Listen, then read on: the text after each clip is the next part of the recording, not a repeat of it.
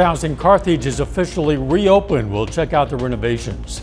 Plus, the Chanute Public Library gives kids a demonstration on drones. And President Biden is looking to tamp down concerns about his re-election bid, speaking with top Democrats. I'm Skyler Henry in Washington as his campaign deals with the fallout following his debate performance last week. The 4 states' most watched news starts now. the fireworks shows might have a glitch tomorrow with possible severe storms moving in. This is KOAM News at 5. I'm Dow Quick. Let's check in with Chief Meteorologist Doug Hetty. Yeah, and before we even get to the 4th of July, we got to deal with thunderstorms for us this evening and tonight. Plus the heat, we're into the mid to upper 90s in our southern counties, and then where the clouds and showers are, it's cooler in our northern counties, but we do have heat indices above 100 degrees, again, in our southern counties. All right, severe threat this evening, Missouri points east. We've had just clouds and light showers all day long, mainly in our northern counties, but for this evening, we're going to watch along and south of I-44. You can already see one thunderstorm popping up right now across Grand Lake. So as we go through the evening hours, we slide back through the 80s, 70s, and then more thunderstorms start to pop up for us later on tonight. So here's the scattered evening storms with a severe threat.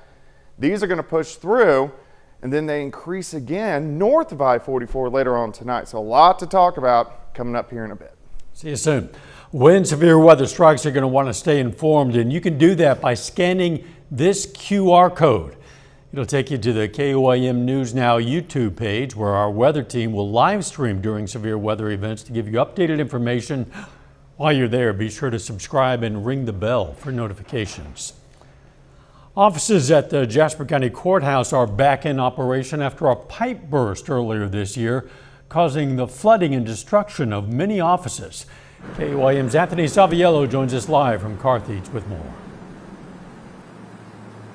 Dow, thanks. Like you said, it's been several months since flooding and a pipe burst here caused damage to several offices here at the Jasper County Courthouse. One of those offices being the Jasper County Collector's Office. Now, Jasper County Collector Steve McIntosh is someone who I've been in constant contact with since January when the flooding occurred.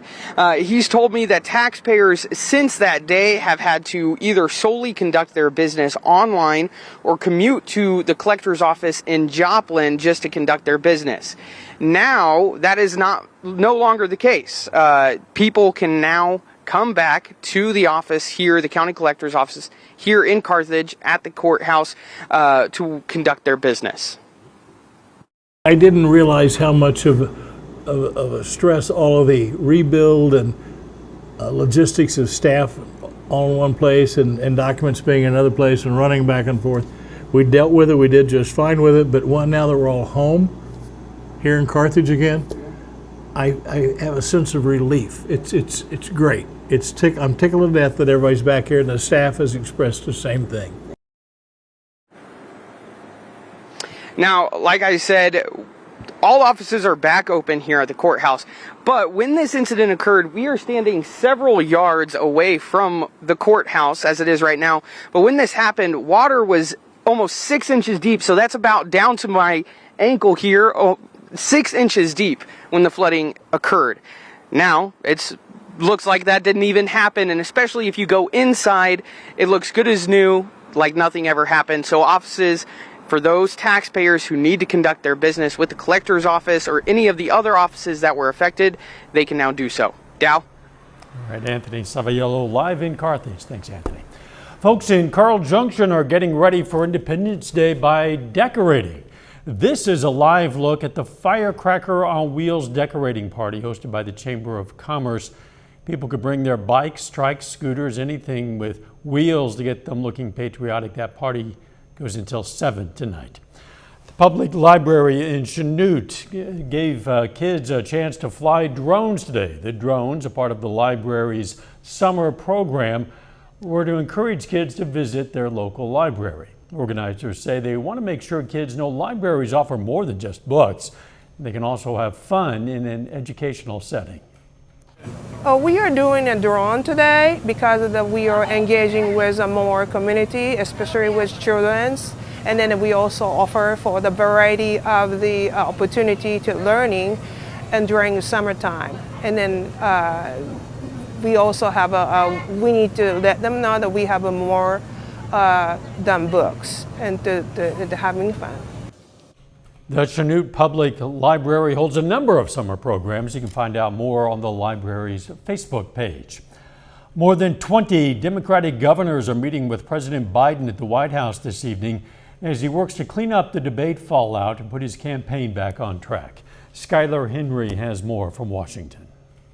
President Biden is huddling with Democratic governors at the White House as rumblings grow about his political future. Clearly, I have been, and I intend to be, continue to be supporting the president. Democratic donors have been tossing around some of those governors' names as possible replacement candidates should Biden step aside. Is President Biden considering stepping down? Absolutely not. A senior House Democrat tells CBS News that at least 25 lawmakers plan to sign a letter in a matter of days asking the president to do just that. Texas Congressman Lloyd Doggett spoke out Tuesday. The president cannot make the kind of effort that we need in these closing days to prevent Trump and his gang from taking over. The White House says the president has recently connected with congressional Democrats about his debate performance. He's also planning on making campaign stops in Wisconsin and Pennsylvania and sit down for a network TV interview. He gets the criticism. He has owned up to it, but he also wants to move forward. A new CBS News poll conducted after Thursday's debate shows the presumptive nominees still functionally tied nationally, but indicates a shift towards former President Trump. The previous poll had President Biden leading slightly and also with an edge in battleground states. Biden is now behind, though still within the margin of error. Skylar Henry, CBS News, Washington. Now, if President Biden were to pull out of the 2024 race at this point, a contested convention would likely happen unless the Democratic Party quickly rallies around an alternative candidate. A majority of the Democratic delegates have already been allocated to President Biden. Still ahead, a less costly cookout. The 4th is all about freedom, fireworks, and of course, food. And the good news is after a pandemic price boom, costs are now falling on some summer staples. I'm Bradley Blackburn with what's up, what's down, and how to get the best deals. And next in Health Watch, the FDA approves a new weapon in the fight against Alzheimer's. Today's Health Watch, the FDA approved a new drug that could slow the progression of early symptomatic Alzheimer's disease. The drug is given in monthly infusions and has only been shown to work in people with very early onset symptoms of Alzheimer's. In a large trial, it slowed the decline of cognitive function overall by about 22% over 18 months. Doctors say the treatment is an incremental advance, but that time matters. Black women are more likely than other women to die of cancer, regardless of the stage of cancer when diagnosed. That's according to research from the American Cancer Society, and is part of the reason why it has launched a groundbreaking initiative aimed at understanding. Tanya Bacchus explains. Madeline Long and her daughter Chanel Wade have a personal connection to cancer. Madeline is a breast cancer survivor. Chanel carries the BRCA gene, putting her at high risk for the disease. When I turned 25, I had to do checks every year for breast cancer. So it just makes it very real. It's why the mother and daughter are calling on Black women to be a part of the American Cancer Society's Voices of Black Women, the largest ever study of cancer risk and outcomes in Black women in the United States. 100,000 Black women is who we're aiming to partner with. Dr. Alpa Patel is the Senior Vice President of Population Science at the American Cancer Society. There are really unique barriers to access to preventing a cancer, detecting, treating, or surviving a cancer that Black women face. This study is observational, and for about 30 years will collect data from Black women ages 25 to 55 who have never been diagnosed with cancer, examining things like behaviors, environment, and lifestyle. How is it applied later? What this tells us is what is driving poorer health outcomes, particularly for cancer, for Black women, and now we have some actual targets for intervention. Chanel is taking part in the research for her family. If we can look at it and point to where the differences are, we can take a proactive step even before we get to the place where we need the radiation, the chemotherapy, and all these other things. This is what prevention really looks like. And so when we talk about healthcare disparities, this is how we bring down the numbers. Prevention that could help save future generations. Danya Backus, CBS News, Los Angeles. That is a look at today's health news. A little later, our pet vet on call. Hi, I'm Dr. Eva Dudek from Parsons Pet Hospital. Coming up, we're going to tell you why dogs roll, especially after a bath. Plus, we have strong to severe thunderstorms tonight and tomorrow. We're going to look at that coming up.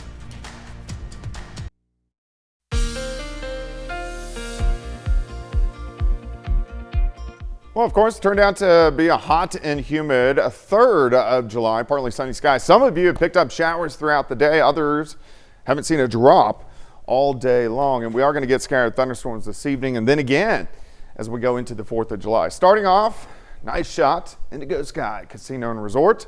Indigo is just outside of Seneca, Missouri. All right, so hot spot for tonight is a severe threat really from Joplin points east with showers and thunderstorms. This may stretch back into northeastern parts of Oklahoma as well. Look at that, thunderstorms booming right on top of Grand Lake, and then all day long we've had showers and a few thunderstorms mainly in our northern counties, but the heart of the region is staying dry right now. Let's go ahead, zoom in, take a little bit of a tour. Still some light showers from Fredonia and Neodesha up towards Yates Center, Iola, a couple little sprinkles once you get down toward Erie.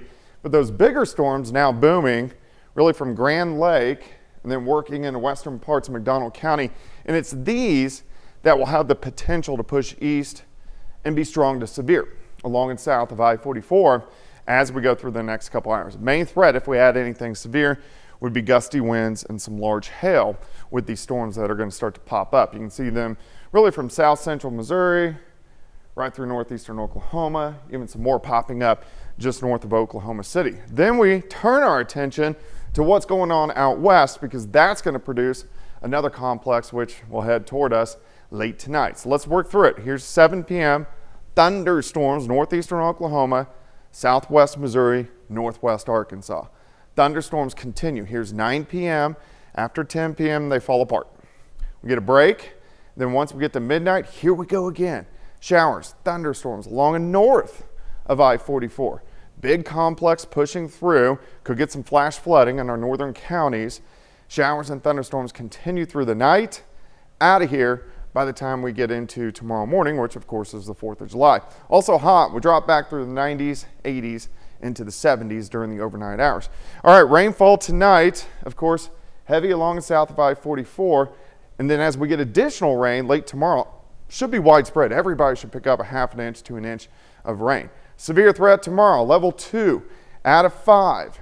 Timing 4 p.m. to about 9 p.m. Main threat is going to be hail and wind. So let's go into the 4th of July. Most of the day is going to be dry. By noon, we're into lower 90s. As we get into the afternoon, here's 4:30 p.m. We'll watch for thunderstorms to start getting going in our western counties. And then here they boom, mainly along the I-44 corridor, pushing through. Notice the time. It's 9 p.m. By 10:30, most of them should be out of here, but that could cause some issues with some of the fireworks display. So here's your forecast for the 4th. Let's go with 92 at noon, 97 by 5 p.m. Thunderstorms popping up. Hopefully by 10, thunderstorms are working out of the region. Also an alert day on the 4th due to the severe threat. Look at Friday and Saturday. Cooler, 85, 90 on Saturday. Severe threat again Sunday evening. Obviously, timing is everything when it comes to those thunderstorms tomorrow. Exactly. A lot of people have plans for tomorrow evening specifically. We're going to get them, so we just need them speed up a little bit. All right, we'll see. Thanks, Doug. Millions of Americans are going to bust out the grill tomorrow. Coming up, we'll look at how much that 4th of July cookout will cost. Topping today's Consumer Watch before the fireworks go off tomorrow, plenty of people are going to get the holiday started with a backyard cookout. Bradley Blackburn headed out to the grocery store to find out how much all that food could cost this year. At the Stop and Shop in Clifton, New Jersey, shoppers are filling up for the 4th. Family, backyard time, grilling time, hanging out with friends. Who doesn't look forward to the 4th? It's the summertime. And family favorites are on the menu. All the things for him to make his famous macaroni salad. Even though inflation is easing, it's still being felt. When we get the final bill, it's like sometimes it's still a shock. Overall, grocery store prices are up about 1% from last year, but that's compared to about 4% at restaurants. So cooking at home can save some dough. Hamburgers are a July 4th staple, and while the price of ground beef is higher this year, lettuce, tomatoes, and cheese are less. Wells Fargo puts the average price to make a classic cheeseburger at $2.19 each. Well, when you look at making that burger, it's just about where it was a year ago. Economist Michael Swanson says lower potato prices mean potato salad is cheaper, and beer is only up 1.2% from a year ago. To see it down to 1.2%, that's pretty normal inflation. But dessert could be bittersweet. Cupcakes are 5.6% more than in 2023. Swanson says shop around for the best deals. Many stores will discount certain items to get people in the door. But they don't put everything on sale. So you really want to make sure that you find what you want where you want it, but don't throw a lot of things in your cart just because you're there, because you might not be getting the bargain that you think you are. One way to get more bang for your buck on the 4th. Bradley Blackburn, CBS News, Clifton, New Jersey. Our pet vet on call next.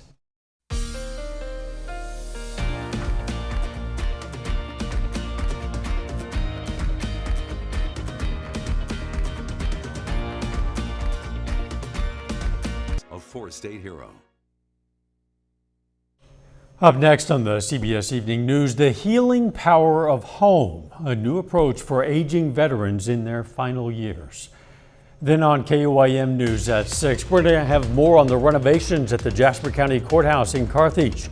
Plus, some Taiwanese students at Pitt State get an early taste of America's Independence Day.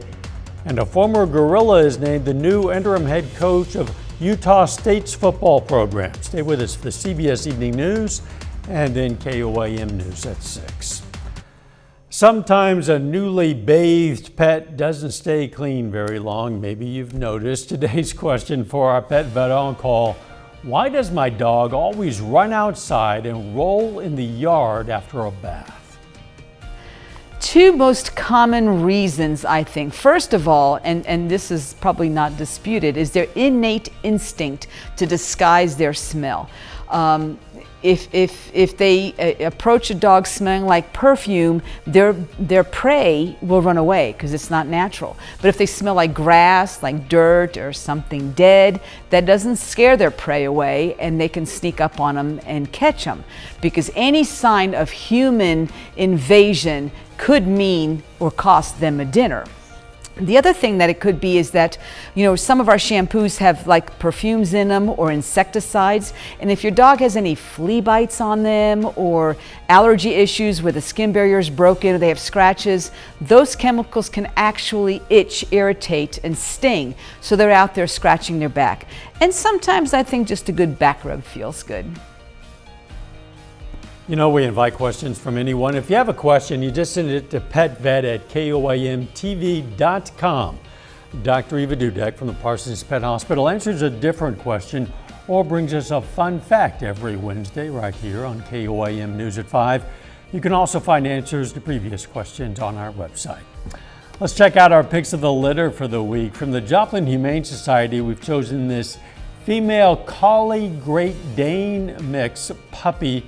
Her name is Finley or Finlay. I'm not sure how you pronounce it, but that's her name. And from the Southeast Kansas Humane Society, we have Remy, a 3-year-old male Chihuahua. If you're looking for a pet, why not check out your local Humane Society? There are some great ones. A lot of people keeping a close eye on the weather forecast for those 4th of July celebrations. We are going to have scattered thunderstorms tonight, especially along and south of I-44 over the next few hours, and then north of I-44 mainly after midnight, then more thunderstorms for us tomorrow evening. So tomorrow's an alert day with a severe threat. 97. It's going to be hot and humid as well. Heat indices about 105. But we do cool down and the humidity drops by Friday and Saturday. Thanks for joining us. CBS Evening News is next. And of course, we're going to be right back here for KOIM News at 6. See you then. Let's make it a great evening.